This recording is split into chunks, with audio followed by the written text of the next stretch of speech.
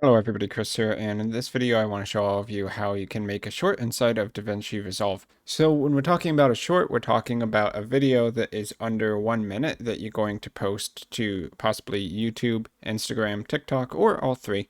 And it also needs to have a correct aspect ratio, or the difference between the height compared to the width.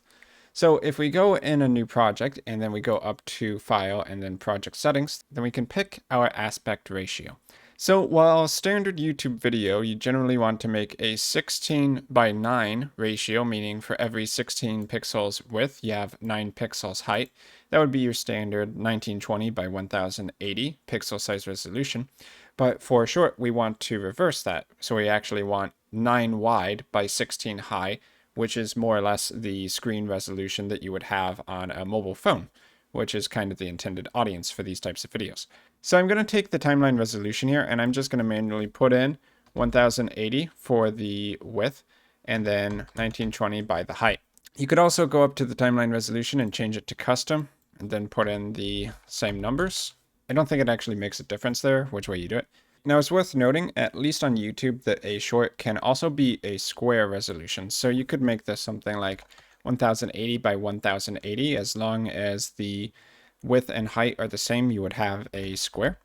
But we're going to make it longer vertically compared to the width. So I'm going to hit save here. Now let's go ahead and create a new timeline. I'm going to do it by right-clicking, going to timelines, and create new timeline. I'm doing this in the media pool. So I will call this timeline short 1. And I'm doing that so that we can see that the frame for our short is tall vertically. So if it looks like a mobile phone, that's kind of what you're going for. So then I have the footage over here of a game, Stardew Valley, that I want to use for this short. So we can see if I scroll through this game footage that it doesn't fit the frame that well, because this was actually recorded in a widescreen format. So if your footage is like that, it still may be usable for a short, and I'm going to actually show you how to do that just now. For now, I'll just bring in this entire clip into the timeline, and then I'm going to take this video, and I'll just go ahead and zoom to about 4x, or a 4.0 width and height zoom. So let's take the zoom X, and I'll just make that 4. Now that's going to be linked with the Y. Now in the start menu, that would be a problem. But over here for the actual gameplay footage, you could see that we could get away with this, showing just a little bit of the gameplay actually occurring at once. Now, this wouldn't work for everything, but I think it works pretty okay for Stardew Valley. The other alternative, probably the preferable way, of course, is just that when you are recording your footage, make sure that it is in that same ratio of 9 wide by 16 high or something close to that, and then you won't need to mess around with the zoom or the position of your footage quite as much. But this is one way you can do it if you need to. So now for actually selecting the clips for the short, that is going to depend a lot on what you're trying to do here. So this video that I intend to make is how to do what's called clay farming in this Stardew Valley game. So there's a few different ways you can dig up clay in the game. So I will grab the clips from my raw footage that actually show that. Now remember that when we're editing the short, it needs to be 1 minute long. So we're going for probably 5-second intervals for each of our clips. So let me go ahead and try grabbing a few. And I'm going to use the blade tool to slice it. So right here we can see that the character is digging up these little worm things. That's one of the ways you get clay in this game. So I will make my cuts around that. So there's where he collects the resource. Not actually clay, but clay is one of the things you can get. So I'll make a cut there. And I will make a cut right around here as well. So if we take a look by zooming in on the timeline at the duration of this, we can hit play. Probably lasts about 10-15 seconds. So I will trim that later. For now, I will also just cut away this bit. Not going to use that. And let's go find some extra footage we can use. So here we have a little clip of my main character going into the mines being one of the places you can get the clay. So I'll use that little bit as well.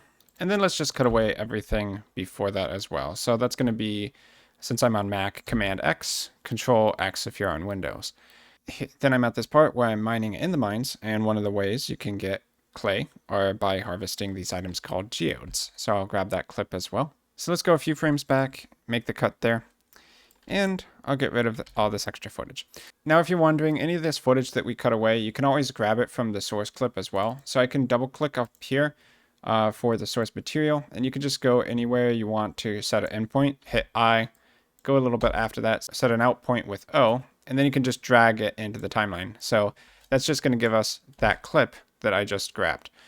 And of course, that's without any settings, so you would need to readjust the zoom. But yeah, if there's part of your footage that's missing, you can just grab it like that.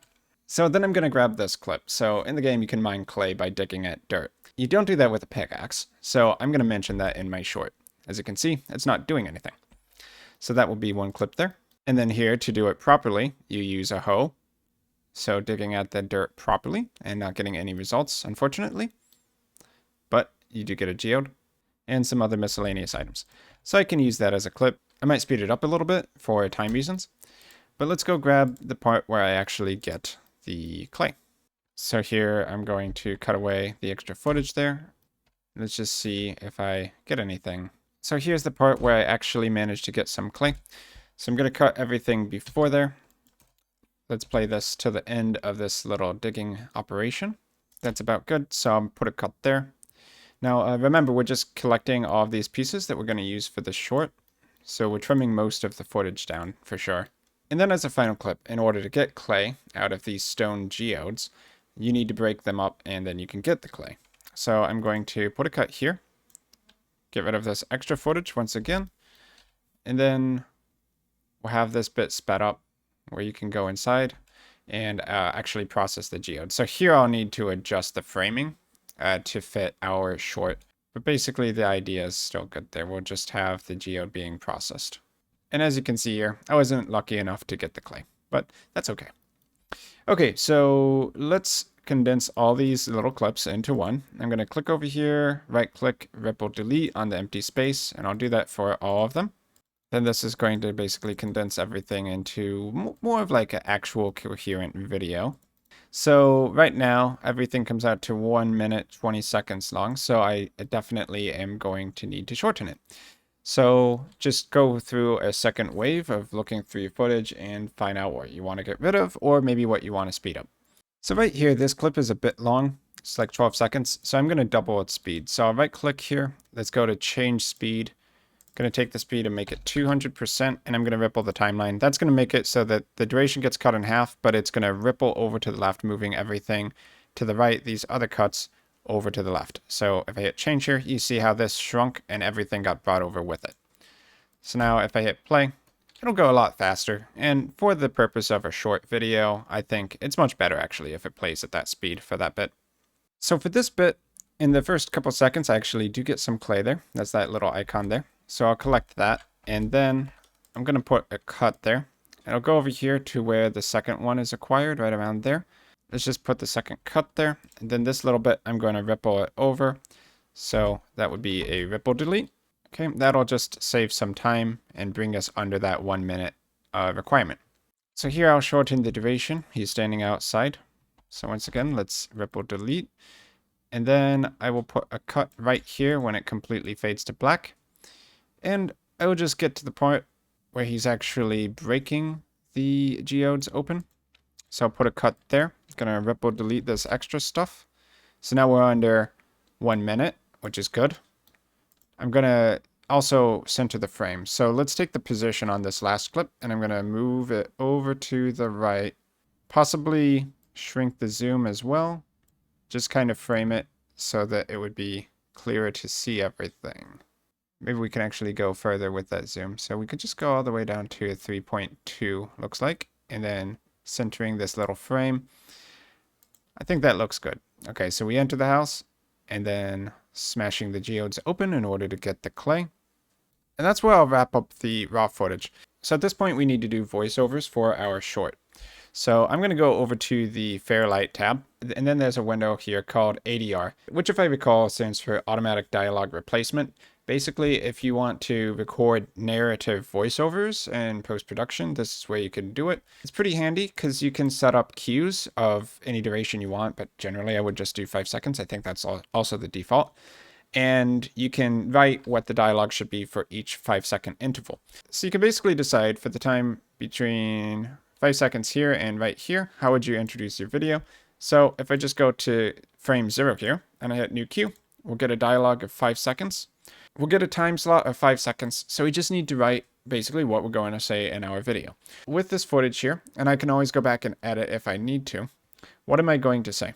So what I might make my first couple cues is saying that there are a few ways of harvesting clay in Stardew Valley, and one of those is to dig around in the dirt whenever you see 3 worms popping up.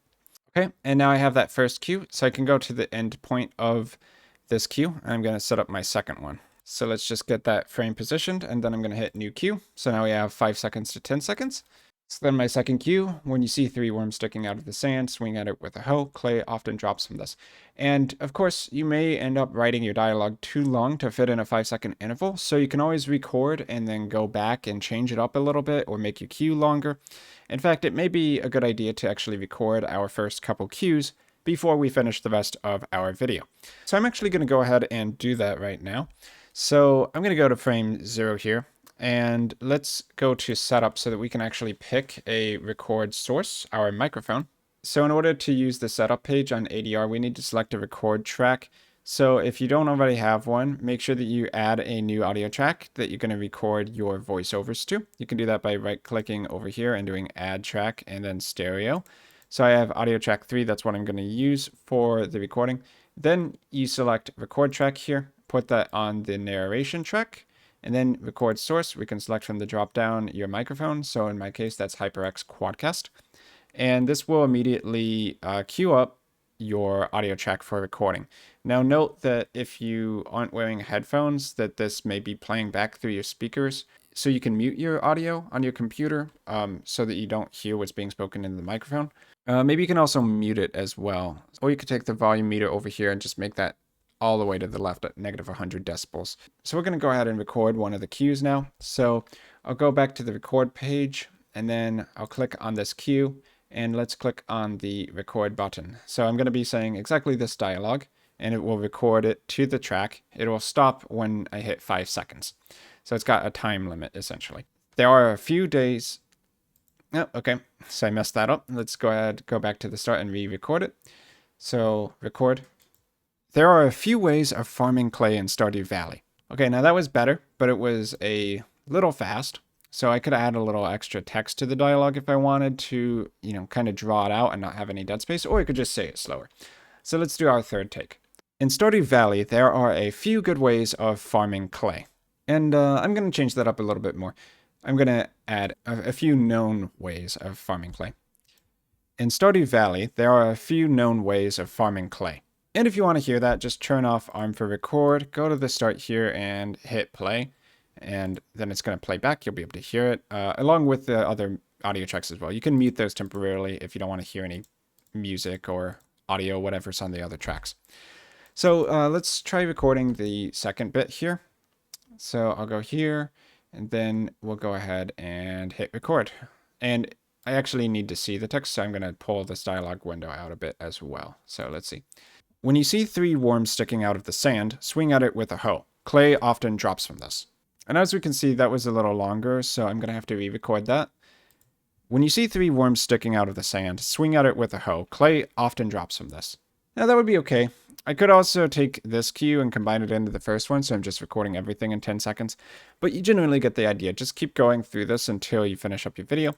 So at this point, I would just add another 5-second cue.